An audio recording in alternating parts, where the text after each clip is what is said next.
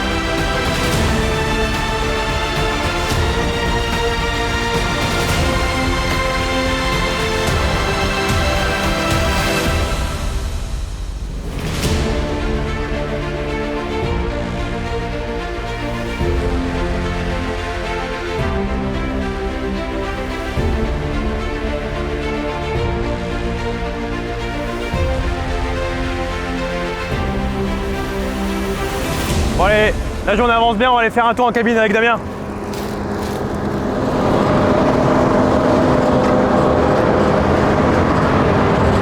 Bon Damien, un petit tour en cabine, on est plus qu'en route ce coup-ci.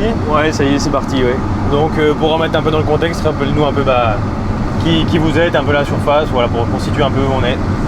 Ben là, du coup, nous, on se situe à côté de Niort, sur la commune de Brec, entreprise URL Hippopatrick. Ouais. Donc on fait des travaux de A à Z, enfin que sur de la culture, quoi. Ouais. Et après on fait du cas par cas sur moisson, engrais, semis et pulvé, enfin un peu tout quand même. Ouais, ok. Et puis voilà, après avec la machine, la S7 800 en RDF 35, on fait aux alentours de 1000 hectares à l'année. Ok. Avec blé, orge, colza, tournesol, maïs, pois chiches, lentilles. Ok. Voilà. Ouais. Ça dégrossit pas mal, impeccable. Voilà. Donc la S7 du coup, si tu dis que tu as déjà fait 1000 hectares avec, c'est une machine qui a deux campagnes, enfin, c'est ça? Là on est sur la deuxième campagne. Ouais. Ok. Donc on commence à l'avoir en main parce qu'on n'avait pas du tout cette couleur-là auparavant. Oui. Pour ceux qui s'en rappellent, la petite vidéo road trip que j'avais fait, c'était une lection avec, c'était quoi, la Onivie ou une Convio? Il y avait eu les deux, la Onivie et après Convio. Ouais, c'est ça. Ok.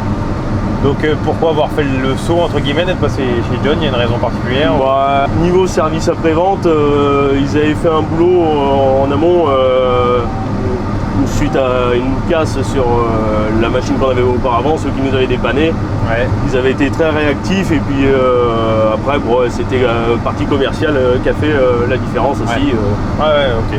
Ben, si tu peux nous présenter un peu cette S7 puissance, à quoi ça correspond d'ailleurs le 800 ça veut dire quelque chose, la puissance Non, pas vraiment, c'est l'équivalent des anciennes S780 en fait, ok, ouais. la nouvelle appellation quoi. C'est la plus grosse des S7? Non, c'est la S7 900, il y a 850 et 900 au-dessus. Ok. Donc là, je dis pas de bêtises, on doit être aux alentours de 550 chevaux en puissance max. Donc oui, nouveau moteur, la JD14X, nous on avait une appréhension venant d'une autre marque de comment ça allait se tenir avec cette machine-là.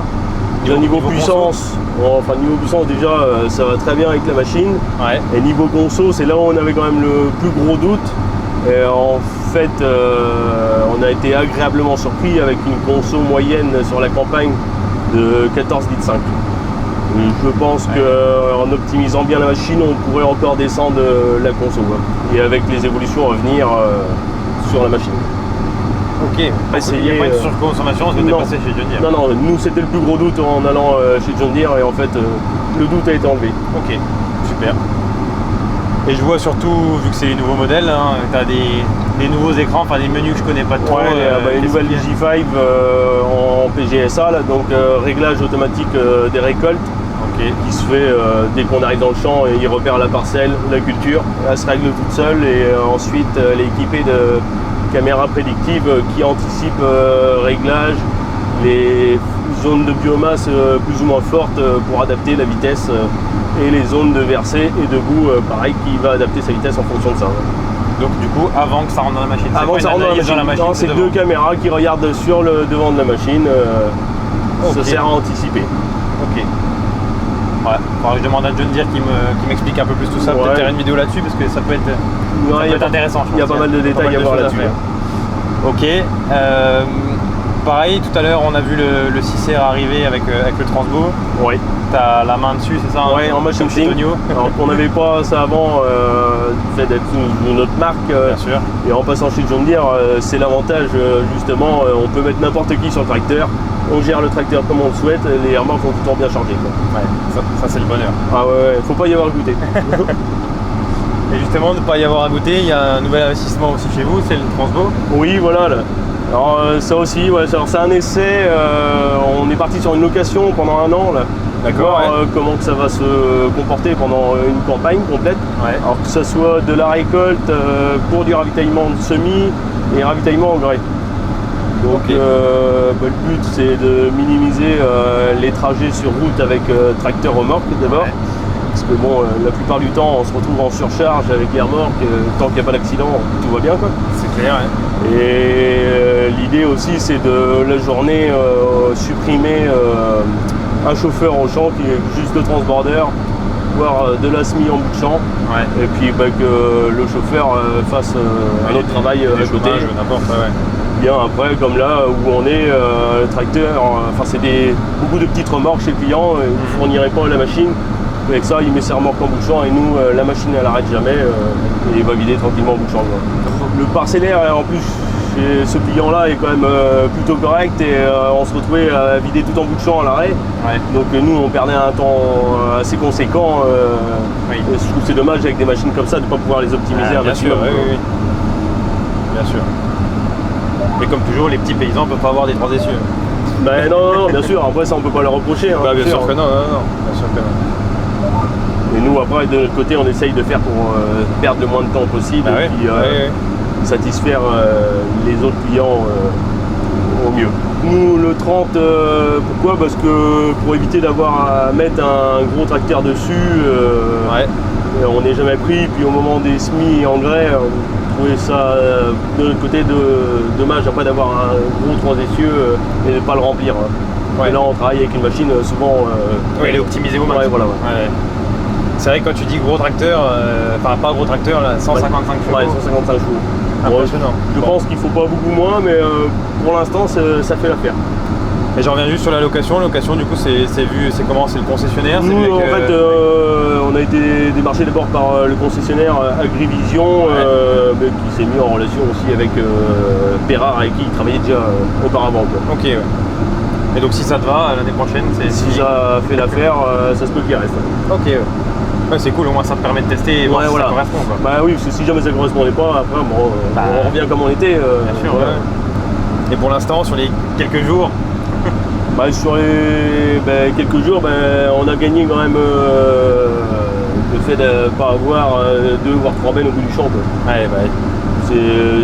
Pour l'instant, c'est ce qu'on y trouve, quoi. Après, nous, on avait quand même déjà l'habitude de vider tout en roulant chez nous, quoi. Et peut-être faire partir un peu plus en camion qu'avant. Ouais. Par contre, oui, parce que comme ça, ça nous permet aussi d'économiser du gasoil tout d'abord et des pneumatiques et puis de la manœuvre aussi du fait qu'on pourrait commencer à préparer nos terres pour les colzas aussitôt derrière, parce qu'on aura un chauffeur de libre plus tôt. Là, vous moissonnez à 2 et ça suffit. Exactement, c'est ça. Bon, puis ça s'entendra sûrement dans les micros, mais on a mis la ventile fort parce qu'on a chaud. Il fait 38-39 dehors. Voilà. Là, on s'entendra mieux. On s'entendra un peu mieux, on aura peut-être un peu plus chaud, mais c'est vrai que j'ai pas pensé à te demander de couper la clim. Non, il n'y a pas de souci. Mais ça me rappelle un peu la même scène que ce que j'avais fait avec John Deere sur le Pulvé, sur le 550R. Quand on a coupé la clim, on entend quand même pas grand chose. Oui, c'est vrai. Enfin, je sais pas ton ressenti, mais là. Non, mais je l'avais vu justement sur la vidéo. Là. Ouais. C'est vrai que ça souffle, mais autrement, après là-dessus, on est quand même sur un confort en cabine où on a quand même pas mal gagné sur le confort en cabine. L'ergonomie de la cabine est plutôt bien faite. Il y a une belle visibilité quand même, la cabine est bien formée. Ouais, voilà. En plus, ils mettent des sièges ActiveSeat 2, là, ce qui est hyper confortable. Ouais. Puis c'est pas bruyant quoi non plus. C'est vrai que d'habitude, une Moissbat, on a l'habitude d'entendre quand même ce qui se passe en dessous du pied. Ouais, voilà. On a l'impression d'être de pas toucher. Ouais, exactement. Mais bien isolé. Bien isolé, ouais. De toute façon, la cabine de la X9, c'est ça. Ouais, ils mettent un peu partout. Non, c'est vrai que c'est une référence aujourd'hui. Ouais. Et donc aujourd'hui, pour expliquer vite fait ce qu'on moissonne, un peu de rendement, un peu dans les grandes lignes, sans dans le détail. Ouais, aujourd'hui on est sur des orges d'hiver, donc on arrive vers la fin des orges d'hiver et on va attaquer ensuite les blés et colza. Là. Ok. Actuellement, les orges d'hiver, on tourne en gros de 65 à 88 quintaux sur les meilleurs. Ok, donc il y a du. Donc c'est correct, agréablement surpris par endroit même, parce qu'avec les coups de chaud qu'on a pu avoir, c'était la crainte. Ouais. Et jusque-là, ça reste correct. Et à voir la suite. Avec un débit de chantier quand même assez intéressant, où on fait un peu plus de 6 hectares à l'heure. Ah oui. Oui, voilà, et là en instantané, la conso, je tourne actuellement la 9.3 au moment où je vous parle. Effectivement, ouais. Ouais, donc elle est vraiment cool. Ouais, ça, on est descendu à 8.7, donc on va être en dessous de 10 litres à l'hectare en moyenne. Régime moteur bas, gestion optimisée, ça fait que tu consommes pas beaucoup. Ouais, voilà, c'est ça. Ouais. Par les réglages automatiques de la machine, elle va utiliser des réglages qu'on n'utiliserait pas du tout et qui fait gagner de la puissance à côté. Malheureusement ou heureusement, plus intelligente qu'un humain. Oui, non, mais c'est sûr, ça a un temps d'avance sur nous. Là, ça analyse tout en permanence, quoi. Ouais, voilà, c'est ça. Impressionnant. Après, il nous reste une bonne dizaine d'hectares d'orge. Ouais.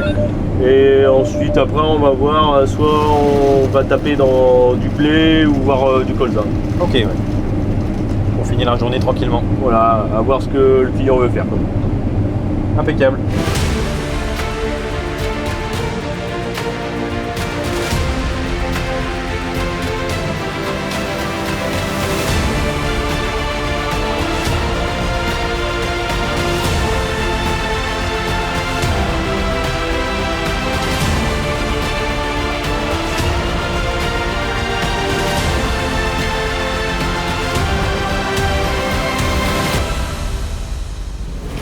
Bon les petits amis, la journée avance bien.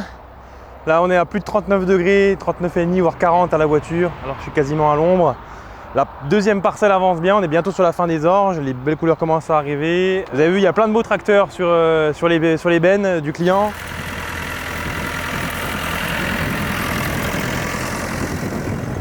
Et lui, 168, un bulle.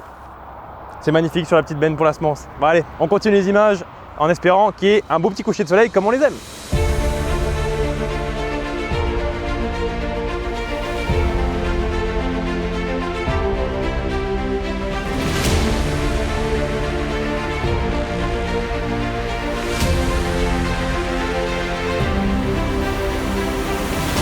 Ça y est Damien, changement de parcelle?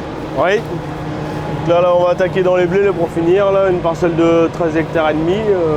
Ok. Donc si ça veut y aller, elle devrait être terminée ce soir. Bon, impeccable. Dans les orges tout à l'heure, ça a donné un peu mieux dans la deuxième là?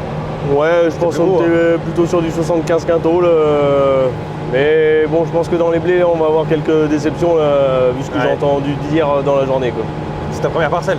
Ça va être la première. Et ben allez, en route.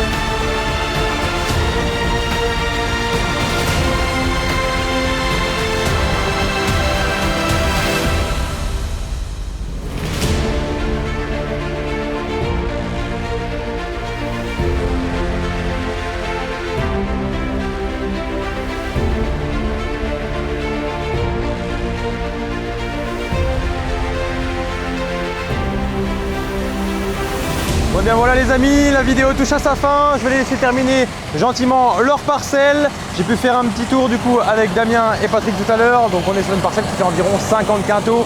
Ça annonce vraiment une année bien compliquée. On n'était pas dans les meilleures terres de l'exploitation, mais quand même. Bref, dites-moi dans les commentaires si cette vidéo vous a plu. Et comme d'habitude, à très bientôt pour une prochaine vidéo. Ciao!